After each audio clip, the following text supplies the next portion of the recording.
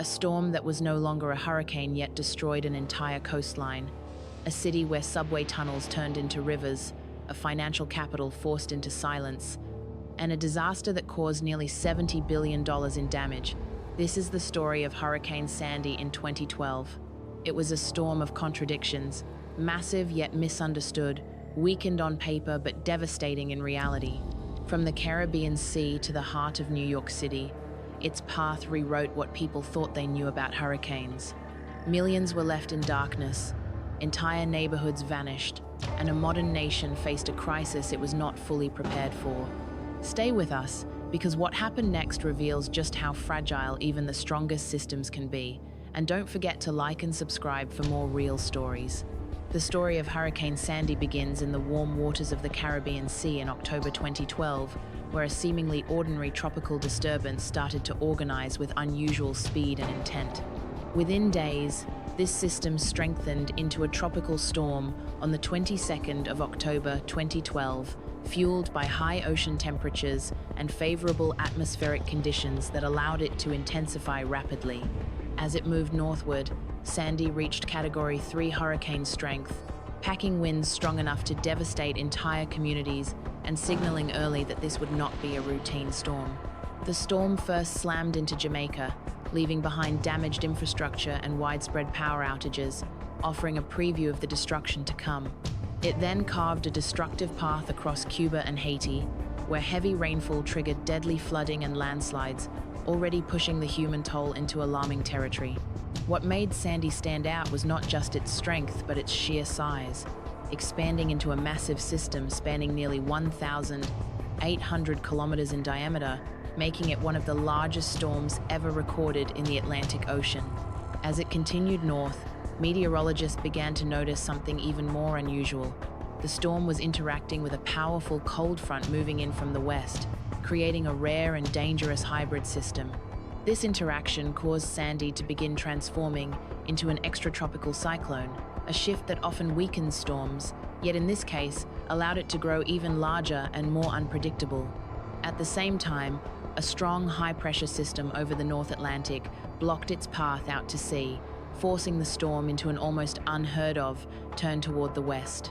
This rare shift in direction meant that instead of veering harmlessly into the ocean, Sandy was now aimed directly at the densely populated east coast of the United States. Forecasters quickly realized the potential for catastrophe, warning that the storm's enormous wind field combined with its unusual trajectory could produce historic impacts. By late October, millions of residents across the eastern seaboard were watching closely as the storm approached, with evacuation orders issued in several coastal regions. Despite losing its official hurricane status just before landfall, Sandy retained immense power due to its size and structure, challenging the public perception that a downgraded storm meant reduced danger. The timing added another layer of risk, as the storm was set to collide with high tide cycles, raising the threat of severe coastal flooding. Emergency officials emphasized that this was not just a storm, but a complex weather event with the potential to reshape entire coastlines. The combination of tropical energy, cold air, and atmospheric blocking created a system unlike anything seen in recent memory, earning it the nickname Superstorm Sandy. As the storm closed in on the United States, tension built across major cities including New York City and regions of New Jersey, where infrastructure and millions of lives stood directly in its path. By the time the storm neared land, it had already proven deadly and destructive across multiple countries, setting the stage for what would become one of the most costly natural disasters in American history. And just as the nation braced for impact, few could truly grasp how deeply the 29th of October 2012 would change the landscape, the systems, and the sense of security along the East Coast forever. As the 29th of October 2012 arrived, Hurricane Sandy made its long-anticipated landfall near Atlantic City, New Jersey, unleashing a level of destruction that quickly surpassed even the most serious forecasts. By this point, the storm had fully transitioned into a post-tropical cyclone, yet its massive wind field and pressure system remained dangerously intact, driving water and debris deep into coastal communities. The most devastating force was not the wind alone, but the unprecedented storm surge, which pushed seawater inland with relentless power and turned entire neighborhoods into flood zones within hours. In New York City, the surge reached record levels, sending water rushing into lower Manhattan and overwhelming protective barriers that had never been tested at this scale. Critical infrastructure failed almost instantly as the New York City subway system filled with water, shutting down one of the busiest transit networks in the world and stranding countless residents. Major tunnels connecting boroughs were submerged, and power stations across the city went offline, plunging entire districts into darkness. The skyline of Manhattan remained visible, but below it, streets transformed into rivers as emergency crews struggled to keep pace with the rapidly unfolding crisis. Along the coastline of New Jersey, entire blocks were reduced to rubble as powerful waves tore homes from their foundations and carried them inland, leaving behind splintered debris and shattered communities. Fires broke out in flooded neighborhoods, most notably in Queens, where first responders faced the impossible challenge of fighting flames surrounded by rising water. Airports, including JFK International Airport, were forced to shut down, halting travel and isolating the region as the storm tightened its grip. Across the broader East Coast, more than 8.5 million people lost power, creating a cascading crisis that affected hospitals, communication systems, and basic daily life. Emergency services were stretched thin as calls for rescue poured in from residents trapped in homes, on rooftops, and in vehicles caught by the surge. In some areas, elderly residents and those unable to evacuate were hit the hardest, highlighting the human cost behind the numbers. The financial heart of the nation paused as the New York Stock Exchange closed for 2 consecutive days, marking one of the rare weather-related shutdowns in modern history. Streets that were once filled with traffic and movement fell silent, replaced by the sound of wind, water, and distant sirens. The storm's impact extended far beyond the shoreline, as inland regions experienced heavy rainfall and strong winds that toppled trees and damaged infrastructure across multiple states. Communication networks struggled to function, leaving many families unable to contact loved ones during the height of the crisis. Hospitals were forced to evacuate patients under extreme conditions, relying on backup generators and manual support systems as power failures intensified. The scale of disruption revealed how interconnected and vulnerable modern urban systems had become when faced with a storm of this magnitude. As night fell, the full extent of the disaster began to emerge, with rescue teams navigating darkened streets and flooded corridors in search of survivors.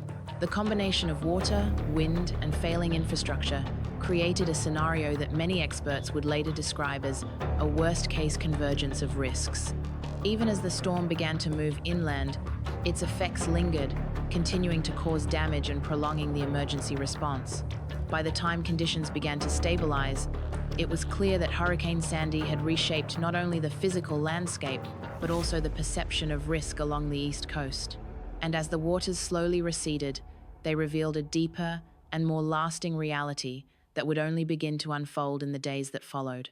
In the days following the 29th of October 2012, the true scale of devastation left by Hurricane Sandy began to surface, revealing a crisis that extended far beyond the initial impact zone and into the core of everyday life across the East Coast. Entire communities were left unrecognizable, with thousands of families displaced and forced to seek temporary shelter as recovery efforts struggled to keep pace with overwhelming need.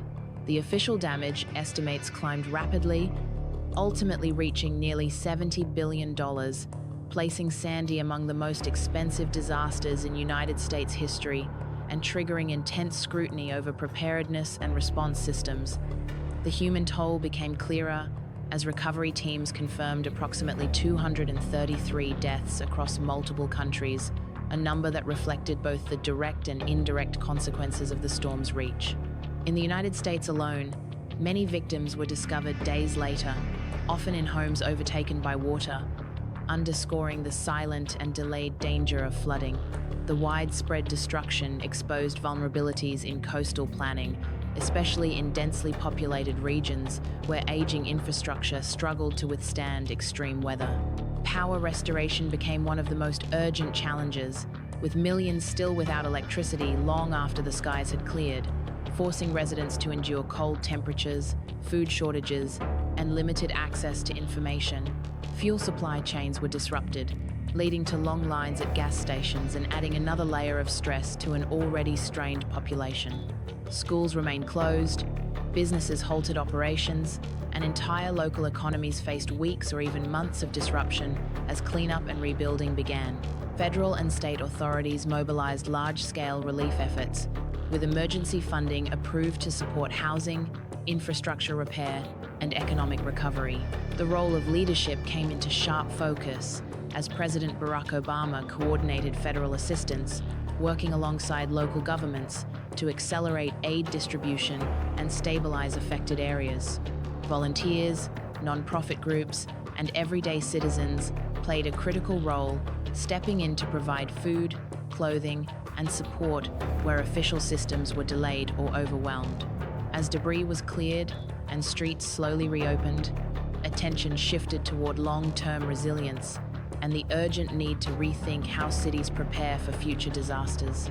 Urban planners and policymakers began pushing for stronger flood defenses, improved zoning laws, and investments in climate-adaptive infrastructure designed to handle rising sea levels and more intense storms.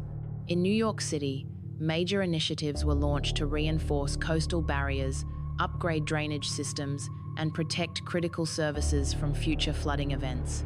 The storm also sparked a national conversation about climate change, with scientists and officials pointing to Sandy as a clear example of how warming oceans and shifting weather patterns can amplify the impact of extreme events. Insurance systems were tested as claims surged, leading to disputes, delays, and calls for reform in how disaster coverage is structured and delivered. Mental health impacts became increasingly visible as survivors dealt with trauma, loss, and the long process of rebuilding their lives from the ground up. Communities that once felt secure were now forced to confront a new reality where rare events could no longer be dismissed as unlikely. The lessons of Hurricane Sandy extended beyond the East Coast, influencing disaster preparedness strategies across the country and even globally as governments studied its impact. Years later, the storm would remain a reference point in discussions about risk, resilience, and the cost of inaction in the face of environmental change. And while rebuilding continued, the deeper question lingered in the background, whether the systems put in place after 2012 would truly be enough when the next storm of this magnitude inevitably arrives. The aftermath of Hurricane Sandy in 2012 was not just about rebuilding homes, but redefining how a nation prepares for the future. It exposed critical weaknesses, forced major changes, and left behind lessons that still shape disaster response today. From New Jersey's shattered coastlines to the flooded streets of New York City, the impact continues to echo years later. The question is no longer if another storm will come, but when and whether we will truly be ready. If you found this story insightful, make sure to like, share, and subscribe to stay informed with more powerful real-world events.